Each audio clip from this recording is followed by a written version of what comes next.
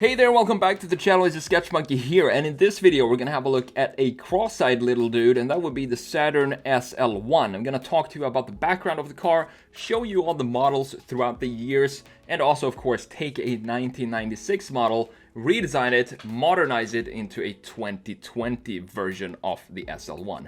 So let's jump in.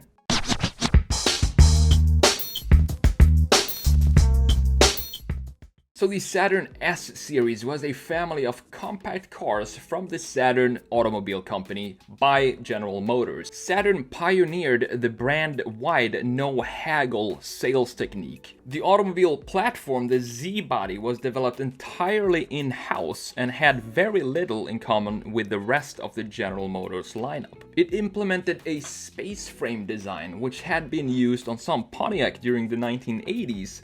This means that the side panels did not carry load and could be made of plastic instead of metal. This means that you could literally kick in the fenders of a Saturn SL and the fender would pop right back out. These polymer panels remained a selling point for Saturn until just a few years before the Saturn brand was discontinued. The S-Series was sold from the fall of 1990 for the 1991 model year through the end of the 2002 model year. Significant design updates were made in 1996, 97, and 2000 for all cars. Although almost every year of the S-Series existence brought some minor changes to the architecture of the car, each model kept the same basic body styling throughout its history. And today, car manufacturers try really hard to distinguish their brand at night by using LEDs. Saturn was way ahead of the curve with the SL. This narrow-eyed little car could easily have been mistaken for a motorcycle, the way the headlights are positioned up front. This is one of the most important design features of the car and something we need to keep in mind and maintain while we update this design. The first generation SL was constructed for model years 1991 through 95, with the first Saturn to leave the assembly line in Spring Hill, Tennessee was on July 30th, 1990, the same day that the CEO of GM retired. I wonder, could it be because he simply couldn't handle the beauty of this brand new model?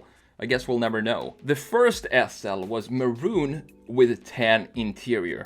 Classic Saturn. From 1991 to 92, the Saturn SL series sedan trim levels consisted of the SL, the SL1, and the SL2. The base SL model featured the MP2 manual transmission only. No automatic for the base model, and I think that's the one I would probably pick. The SL1 trim level featured the option of the same MP2 manual or the MP6 automatic transmission. Both were offered only with a 1.9 liter inline 4-cylinder that produced 85 horsepower and was rated at 27 miles per gallon city and 34 highway. The SL2 trim level featured the MP3 manual transmission or the MP7 automatic transmission, both exclusively with the 1.9 inline 4-cylinder, but now producing 124 horsepower. For the 1993 model year, a station wagon variant of the SL with SW1 and SW2 trim levels was added to the Saturn SL lineup. For the 1995 model year, the seatbelts were changed from the power passive restraint type to the conventional 3-point type.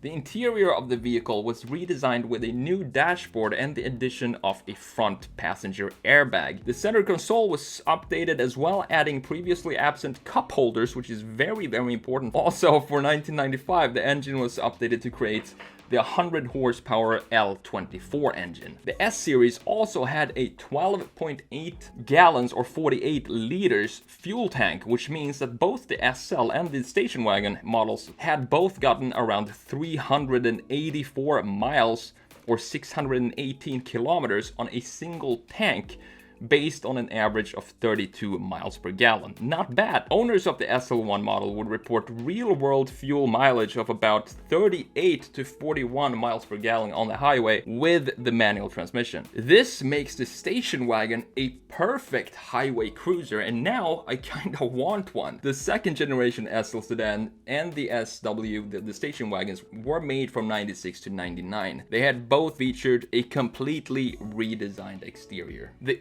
interior was mostly the same as on the first generation vehicles, while mechanically they went largely untouched. The redesigned second generation S-Series went on sale in 1995 for the 1996 model year. A few minor changes were made for the 1998 model year S-Series due to multiple complaints about the noise coming from the vehicle's trip odometer that had been in all of the Saturn S-Series since 1995.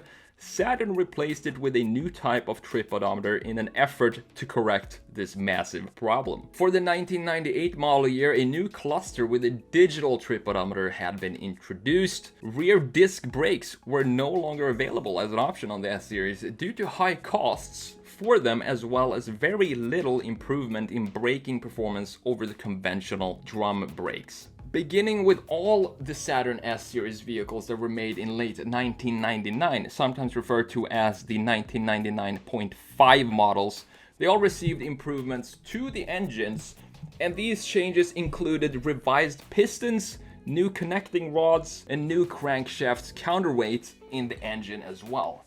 In 1999, for the 2000 model year, the Saturn S-Series had been redesigned for the final time before being discontinued in 2002. This resulted in the third generation Saturn S-Series. The exterior of the SL sedans received new body panels from the belt line down. The rear end of the SL were also redesigned, and the headlights had received orange turn signals by 1999. The interior of the Saturn S-Series models received a completely redesigned dashboard, center console, and steering wheel, but the rest of the interior were mostly unchanged. The SL2 and the SW2 got the storage compartment with sliding armrests in the center console as standard. The 1995 Saturn SL was the most stolen vehicle in 2003, while the 1994 SL took third place in a 2003 most stolen vehicles report. According to the police, when use of the key wears on the door and the ignition mechanism, a filed blank key can be used to open the door and even start the engine. So if you're ever in a zombie apocalypse and quickly need a getaway car,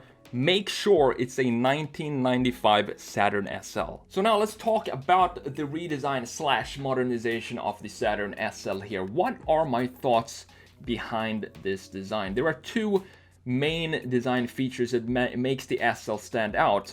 One being the rather long overhang in the front, and the second being the unusually narrow positioning of the headlights. And these are of course two main features that we need to bring into this redesign. The Saturn SL1 has a pretty typical 1990s American sedan styling, meaning a lot of bulging surfaces and roundness. Today, this design language has changed and we're now in a sharper time. This means we need to have surfaces with distinct lines and well-defined edges and corners. I've said it before, I think we're going into a phase, the next phase of car design will consist of large surfaces with less lines, and I think graphic design will play a bigger role moving forward. I decided to make the front air intakes triangular because the front end of the Saturn SL is already such a unique design, so why not build on that and make the air intakes unique as well. I mean, it's a simple car. It doesn't have a loud or shouty design, and that's the idea I had with this redesign as well. A few well-defined lines mixed with a few unique graphical elements. That's what Saturn is to me, and that's what I wanted to create with this modernization right here. And that's it for this Saturn SL1 redesign. I hope you enjoyed the video just as much as I enjoyed making this. I had a lot of fun. I'm actually enjoying these 90s American cars because they all have such interesting styling to start with, that they kind of make it really fun to redesign and modernize these type of cars. I'm TheSketchMonkey. Thanks again for spending a few minutes with me today. I'll see you in the next one. Take care.